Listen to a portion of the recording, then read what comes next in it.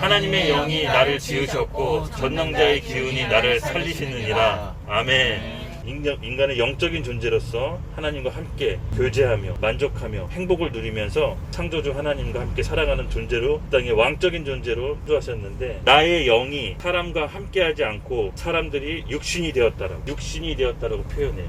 범죄한 인간으로부터 하나님의 영이 떠난 겁니다.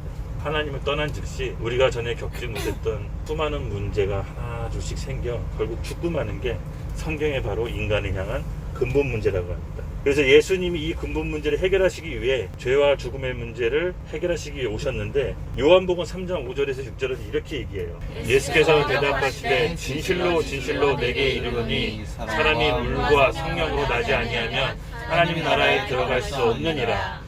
육으로 난 것은 육이요 영으로 난 것은 영이니. 아멘. 네.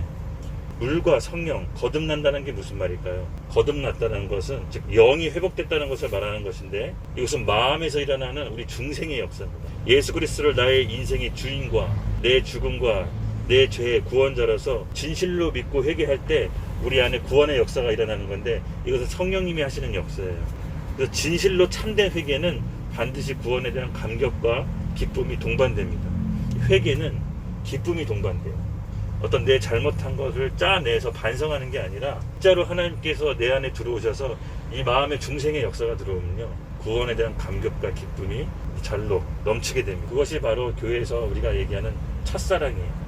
이 첫사람의 감각을 잘 유지하셔야 됩니다. 보이지 않는 하나님이 계신 영적인 세계를 먼저 깨닫고 그것을 먼저 행한 후에 보이는 현실로 반영하는 게 바로 우리의 삶이에요. 그것은 말씀으로 주야로 묵상하고 그리스도보다 높아진 지식을 다 무너뜨리고 성령으로 매일매일 인도함 받아 거룩한 삶을 살면서 끊임없이 애쓰며 쉬지 말고 기도할 때 우리의 믿음과 영이 더 커져서 보이지 않는 세계를 이 땅 가운데 반영하는 그런 열쇠가, 뭔가 내 뜻대로 아무리 노력해도 열심히 해도 되지 않는데 어떤 영적인 돌파가 일어났을 때 생각지도 못했던 일이 터지는 경우 많이 경험 있으시죠? 종교생활하고 영적인 생활하고 뭐가 다른지 아세요? 종교생활은 무엇을 해야 되는지 하지 말아야 되는지 그 프레임 속에 갇혀 있어서 그거에 계속 집중해요. 근데 영적인 생활은요, 성령님과 교제하면서 일상에 살아가면서 영생하는 훈련을 하는 건데, 이것을 흉내내는 게 바로 종교생활이에요. 그러니까 어떤 사람이 종교생활하느냐 영적인 생활하느냐 보면요, 마음 가운데 맺혀지는 열매, 회개의 역사, 이런 것이 없으면요 아마 종교생활하는 걸 수도 있어요. 모든 지킬 만한 것 중에 더욱 내 마음을 지키라. 생명의 근원이 이에서 납니다. 예, 마음은 우리를 존재하는 컨트롤 타워고, 하나님께서 인간에게 마음을 주시고 우리 혼과 몸과 영을 동시에 움직일 수 있게 하셨어요. 어떤 감정에 의해 흔들릴 수도 있고 지켜질 수도 있는데, 감정은 훈련할 수 있다라고 했죠. 우리의 마음을 올바른 상태로 유지하는 것을 말합니다. 그래서 우리의 마음 상태에 따라 영을 움직일 수도 있고 혼과 육신대로 살 수가 있어요. 육신을 따르는 자는 육신의 일을, 영을 따르는 자는 영의 일을 생각하나니 육신의 생각은 사망이요 영의 생각은 생명과 평안이니라. 육신의 생각은 하나님과 원수가 되나니 이는 하나님의 법에 굴복하지 아니할 뿐 아니라 할 수도 없으리라. 육신이 있는 자들은 하나님을 기쁘시게 할 수 없느니라. 만일 너희 속에 하나님의 영이 거하시면 너희가 육신에 있지 아니하고 영에 있나니 누구든지 그리스도의 영이 없으면 그리스도의 사람이 아니니라.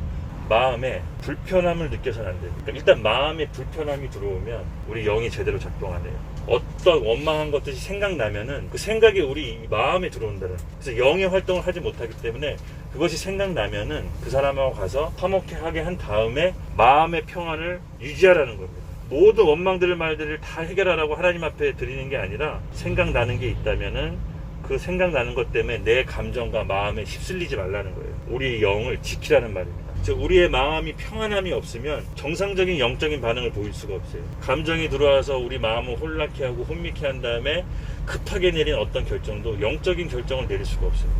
영을 움직이지 못하게 하는 것은 바로 우리의 마음에 들어온 여러 가지 나쁜 생각. 그럼 언제 우리를 영적으로 이끕니까? 기도 가운데 영으로 믿음으로 하는 기도는 제대로 작동해요. 그때 하늘문을 터치가 일어나서 우리의 열매로 딱 뭔가 나와요. 깊은 기도 가운데 성령님이 조명해 주시는 게 있고, 미처 내가 생각지 못한 실수들을 보여주시고, 미처 내가 생각지도 못한 어떤 과거의 일들을 떠올리게 하셔서 그걸 해결하시게끔 해. 근데 그거를 딱 해결하고 그 근심과 두려움으로부터 딱 빠져나오면 위로부터 오는 평안이 딱 임하는데, 그때 믿음으로 기도드리면 뭔가 딱 실타래가 탁 풀려요. 막혀있던 여러 가지 일들이 풀리고 하고 싶었던 계획들이 자연스럽게 풀려요. 불편함이 없도록 늘 유지하고 생각나거든 해결하십시오. 그리고 깊은 기도 가운데 주님의 세밀한 음성을 듣고 그 실타래를 풀어내십시오. 그때 내리는 판단은 대부분 실패가 없고요, 명확하고 클리어하고 분명합니다. 혼미하고 어지러워서 이거를 선택할까 말까 이런 게 아니에요. 바로 확신에 차서 알아요. 혼으로 시작된 근심 걱정은요, 반드시 피해갑니다. 그래서 어떤 근심이나 걱정이나 두려움 가운데 있으면 일단 선택을 하지 마. 결정을 내리지 마. 차라리 보류하는 게 나아. 영으로 타져나온 기도가 되기 위해서는 마음의 불편이 완전히 제거돼야 됩니다. 위로부터 오는 평안을 받기 위해서 기도의 자리로 나가십시오. 바로 하나님의 도우심이 있어야 돼요. 하나님이 우리를 도우셔야 돼요. 페이버라고 하고 지지하심이라고 하는데, 육은 수고하고 많은 노력을 해도 열매가 없는 경우가 많습니다. 하나님의 지지가 있는 곳에는 세상이 이해할 수 없는 일들이 일어납니다. 예수님께서 베드로한테 깊은 물에 그물을 던지라고 했을 때 베드로가 순종하죠. 베드로가 날이 닳도록 수고하고 열심히 고기를 잡았을 때는 고기가 한 마리도 안 잡혔었는데 그물이 찢어지도록 잡힙니다. 육과 혼으로 하는 사람들은 수고와 열심은 있는데 어떤 열매 맺기가 참 어려워요. 그렇지만 하나님 말씀과 하나님의 순종의 지지하심은 우리가 이해할 수 없는 일로 성공하는 일이 많습니다. 하나님의 지지하심을 얻고 믿음으로 순종했을 때 어떤 돌파가 일어납니다. 그래서 가장 좀 불쌍한 사람, 안쓰러운 사람은 영의 돌파가 일어나지 않은 상태에서 계속해서 수고와 열심을 내는 사람. 잘 한번 들여다보세요. 하나님이 먼저 해결하길 원하시는 것들이 있어요. 영의 불편함이 없는지, 원망드릴 말이 없는지, 뭔가 해결해야 될 게 있는지, 그것을 해결한 다음에 영적인 돌파가 우선으로 일어나면 수고하고 열심히 낸 것들이 열매를 맺게 됩니다. 영적 돌파 없이 수고와 열심이 굉장히 그 사람을 비참하게 만드는 경우가 많습니다. 나중에 그게 원망하고 쓴뿌리가 돼서 다른 사람한테 안 좋게 표출이 돼요. 근데 사실 수고하고 열심은 그 안에 욕망일 가능성이 커요. 하나님과 상관없어요. 그래서 인생은 하나님의 지지가 있어야 되고, 하나님의 지지가 없는 혼과 육으로 하는 열심은 결국은 내 안을 황폐하게 만들어요. 여러분, 우리 영적인 돌파를 먼저 구합시다. 그렇다면 어떻게 하면 우리가 하나님의 지지를 받는 인생이 될 것입니까? 그러나 내가 거기서 내 하나님 여호와를 찾게 되나니 만일 마음을 다하고 뜻을 다하여 그를 찾으면 만나리라. 어떻게 영적인 삶을 살 것인가? 마음을 다하고 뜻을 다하여 아무리 작은 일이라도 하나님께 전심을 드리는 마음이 있으면 하나님의 마음을 움직여요. 하나님이 주목하는 사람은 어떤 사람인 줄 아세요? 상황을 거스르는 사람, 세상의 음성에 귀 기울이지 않는 사람, 주님이 원하는 곳에 꼭 그 자리에 있는 사람, 세상 사람들이 아무리 아니라고 하는데 하나님이 원했을 때 반응하는 사람, 그 사람이 하나님의 마음을 움직여요. 이 허물 많은 다윗에게 하나님께서 왜 그 인생 가운데 끊임없는 지지를 주셨죠? 다윗에게는 이게 있었습니다.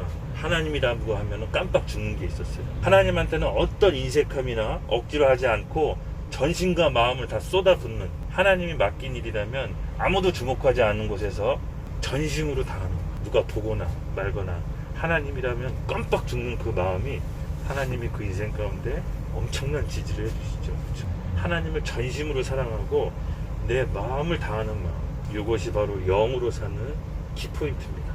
하나님의 마음을 터치합시다. 전략이나 지식이 아닙니다. 능력이나 돈도 아니라 하나님께 전심을 다해 드리는 그 마음, 바로 창조주 하나님을 움직이고 결국은 하늘의 신령한 복들이 이 땅 가운데 끌어내리게 하는 키포인트가 됐습니다.